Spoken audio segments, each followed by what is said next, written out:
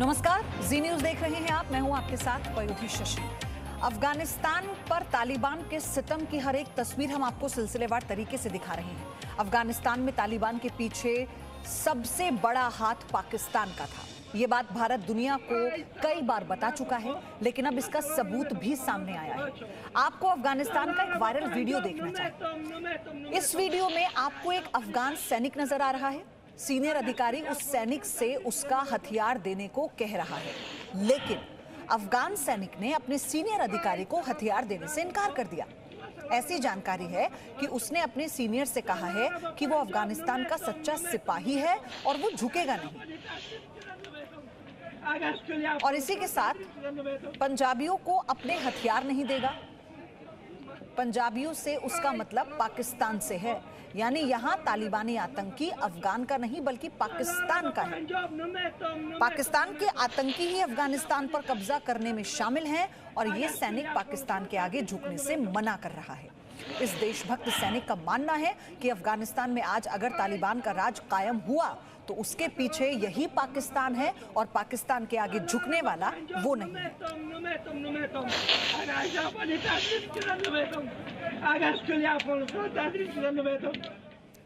तालिबान के साथ इमरान का पाकिस्तान, मतलब इमरान खान का जो बयान है उसके मुताबिक आप सुनिए, अफगानों ने गुलामी की बेड़ियों को तोड़ा है। गुलाम दिमाग से बड़े फैसले नहीं होते, ये इमरान खान का कहना है। अफगान में सैनिक समाधान नहीं होना था, वार्ता के जरिए राजनीतिक समाधान एकमात्र रास्ता है। अंतर्राष्ट्रीय समुदाय तालिबान के साथ आए, ये कह रहे हैं इमरान खान, यानी तालिबान का खुला समर्थन। अंतर्राष्ट्रीय समूह तालिबान के साथ आए, ये अपील अब इमरान खान की तरफ से भी की जा रही है। वार्ता के जरिए राजनीतिक समाधान एकमात्र रास्ता है, ये सुझाव इमरान खान दे रहे हैं। अफगान में सैन्य समाधान नहीं होना था।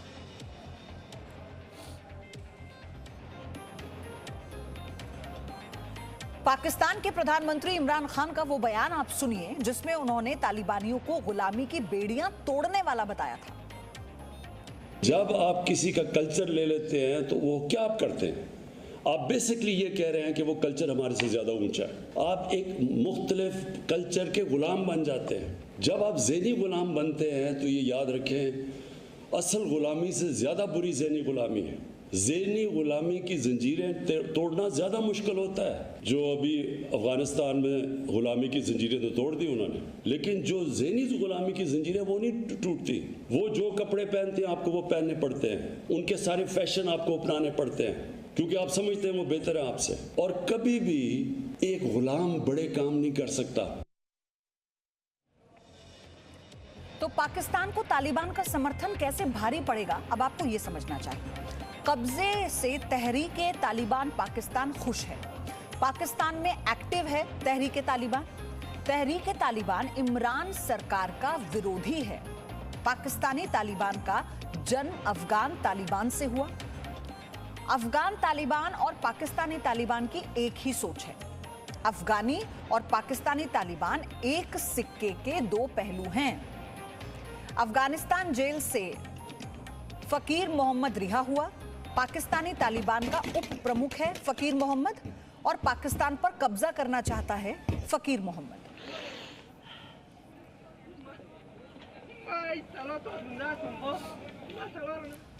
और अब आप अफगानिस्तान के ताजा हालात को 6 तस्वीरों के जरिए समझिए। अशरफ गनी ने कहा है कि अफगानिस्तान में उसकी हत्या हो जाती। तालिबान वो कहा है कि फैसले उलेमा करेंगे। काबुल एयरपोर्ट पर तालिबानी गोलीबारी कर रहे हैं। बुर्का नहीं पहनने पर एक महिला की हत्या कर दी गई। एक बच्ची कह रही है कि अफगानिस्तान के लिए लोग दुआ करें। तालिबान पर शिकंजा कसता जा रहा है। IMF ने मदद पर रोक लगा दी है, साथ ही अमेरिका ने भी फंडिंग रोक दी है।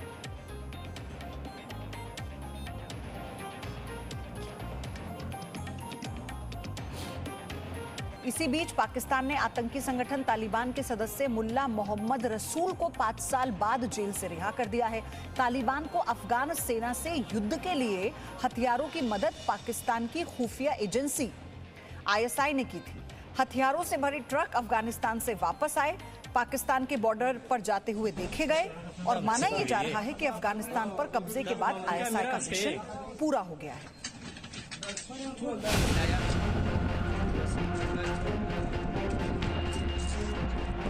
सैकड़ों की संख्या में अत्याधुनिक असॉल्ट राइफल्स,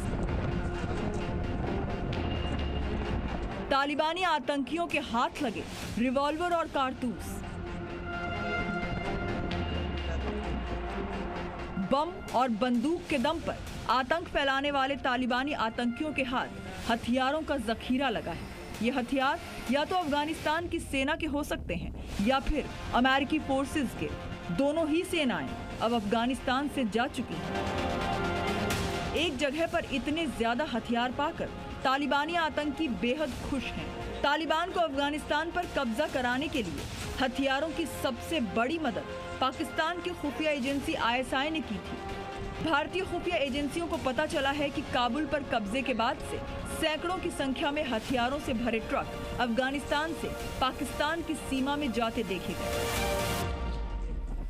यानी कब्जे का काम पूरा होने के बाद अब हथियार वापस पाकिस्तान पहुंचाए जा रहे हैं। इतना ही नहीं, अफगान सेना पर हमले के लिए ISI ने मदद की। तालिबान को ISI ने हमले के लिए ट्रेनिंग दी। इतना ही नहीं, आतंकी संगठन जैश और लश्कर के 8000 से ज्यादा आतंकी अफगानिस्तान में मौजूद हैं। तालिबान ने कब्जे के बाद में अभी जिस प्रकार से ISI, पाकिस्तान आर्मी वहां से हथियार को वापस पाकिस्तान ला रहे हैं और इसको बहुत स्पीड से किया जा रहा है, क्योंकि इंटेलिजेंस रिपोर्ट्स के मुताबिक और मीडिया की इनपुट के मुताबिक जिन रस्तों पर ये हथियार वापस जा रहे हैं और जो चेक पॉइंट से निकले हैं वहां से बिल्कुल क्लियर है कि इन हथियारों को ट्रक्स के अंदर में लोड करके वापस पाकिस्तान ले जाए जा रहे हैं। तालिबान जिस तरह से बेहद कम समय में काबुल तक पहुंच गया, उसे लेकर दुनिया हैरान है। जाहिर है, पाकिस्तान की मदद के बिना तालिबान के लिए अफगानिस्तान पर कब्जा आसान नहीं था। तालिबान के खिलाफ लड़ाई में कई जगहों पर अफगानी सुरक्षा बलों ने बिना लड़े ही तालिबान के सामने सरेंडर कर दिया और अपने हथियारों को तालिबान को दे दिया। दुनिया भर के सुरक्षा जानकार इस बात को लेकर परेशान हैं कि मेड इन अमेरिका के ये हाईटेक हथियार कहीं दुनिया और खासकर जम्मू कश्मीर के लिए खतरा न बन जाए। भारतीय सुरक्षा एजेंसियां इस बात से भी चिंतित हैं कि जिस तरीके से तालिबान के पास अफगानी सैनिकों के हथियार बरामद हुए हैं, उनके कब्जे में आ रहे हैं, तो कहीं ऐसा न हो जाए कि इन हथियारों की पहुंच ISI तक हो जाए और ISI इन हथियारों को कश्मीर में मौजूद आतंकियों तक पहुंचा दे। अगर ऐसा होता है तो ये आतंकी भारतीय सुरक्षा बलों पर इन अमेरिकी हथियारों के जरिए हमले कर सकते हैं। मनीष शुक्ला, जी मीडिया, दिल्ली। रॉबिंदर सिंह, रॉबिन मेरे सहयोगी हमारे साथ जुड़ गए हैं इस खबर पर। रॉबिंदर, 102वां स्वतंत्रता दिवस अफगानिस्तान आज मनाता, लेकिन उसमें अफगानिस्तान का नाम बदलकर इस्लामिक अमीरात तालिबान रख देना ये बताता है कि धीरे धीरे कैसे अपने मंसूबों पर काम कर रहा है तालिबान। जी हाँ, ये मुझे नहीं लगता ये धीरे धीरे वाली बात थी।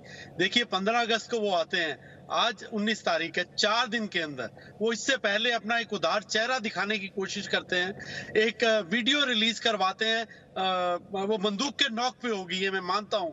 वहां पे माइनॉरिटीज के धर्म स्थलों पे जाते हैं, गुरुद्वारों मंदिरों में जाते हैं, वहां से उनसे कहलवाते हैं या उनको ये श्योरिटी देते हैं कि हम आपको कुछ नहीं कहेंगे। एक उदार चेहरा दिखाते हैं, औरतों को वहां पे कहते हैं कि आप अपने कामों पे जा सकते हैं, लेकिन वो उदार चेहरा 3 दिन के अंदर उतर गया। तो मैं इसको एक बहुत जल्द वाला डिसीजन समझता हूं, कोई धीरे नहीं किया। और तालिबान जिस तरह की खबरें मिली हैं और इनपुट्स मिले हैं और नजर आया है, वीडियोस आए हैं, जिस तरीके तालिबान ने जो अमेरिका या उससे पहले के जो वहां पे हथियार दुकानों पे थे या उनके जकीरों में उनकी लोकेशंस पे थे, वो इकट्ठे करके पाकिस्तान ले जाए गए। और पाकिस्तान ले जाने वाले लश्कर और मोहम्मद जैश और इनके जैश ए मोहम्मद के जो लोग हैं वो बॉर्डर्स पे, पाकिस्तान अफगानिस्तान बॉर्डर पर हैं, और वही उनसे रिसीव करके जो नॉर्थ वेस्ट सिंध प्रबंध इलाका है वहाँ के कारखाना और बाड़ा वाली जगह पे वहाँ पे ले जाए जा रहे हैं। इस तरह की इनपुट्स आई हैं और वही हथियार जो पहले भी इंडिया के खिलाफ यूज होता रहा है, अब भी इसी तरह का इंटेलिजेंस एजेंसी को अंदेशा है कि पाकिस्तान इस सिचुएशन को अपनी फेवर में करने की कोशिश इमरान करेगा। खान अंतर्राष्ट्रीय समर्थन तालिबान के लिए मांग रहे हैं। अभी एक सैनिक की तस्वीर हमने दिखाई थी रविंदर, जिसमें वो अपना हथियार नीचे रखने के लिए तैयार ही नहीं है, हथियार डालने के लिए तैयार नहीं है, क्योंकि उसने कहा कि वो पाकिस्तान के आगे नहीं झुकेगा, पाकिस्तान के आतंकी पंजाबियों कहकर वो संबोधित कर रहा था। तो ये अपने आप में ये भी बता रहा है कि बैकडोर से सीधे तौर पर समर्थन। जी बिल्कुल सही है। और ये पाकिस्तान के अंदर पेशावर की ये घटना है। पेशावर से ही रास्ता अफगानिस्तान को जाता है। वो अफगान रिफ्यूजी भी हैं वहां पे, जो पाकिस्तान के खिलाफ वहां पे प्रोटेस्ट कर रहे थे, और कि पाकिस्तान क्यों तालिबान का इस ढंग से और इस तरीके से समर्थन कर रहा है और अफगानिस्तान को आग में झोंक रहा है उनका। लेकिन पाकिस्तान ने उन्हीं लोगों को गिरफ्तार किया जो अफगानी रिफ्यूजी पाकिस्तान के अंदर है। इसके अलावा पाकिस्तान का कहनी और कथनी में बहुत पहले से ही पता है क्या कितना बड़ा अंतर है। और सबसे बड़ी बात यह है कि अभी अगर नाम बदलने को लेकर हम इसमें आगे क्या और स्ट्रैटेजी देख रहे हैं, रविंदर मैं चाहती हूँ इसको थोड़ा और बताएं कि अब जो तालिबान है, अभी महिलाओं को लेकर उसने अपना यू टर्न ले लिया।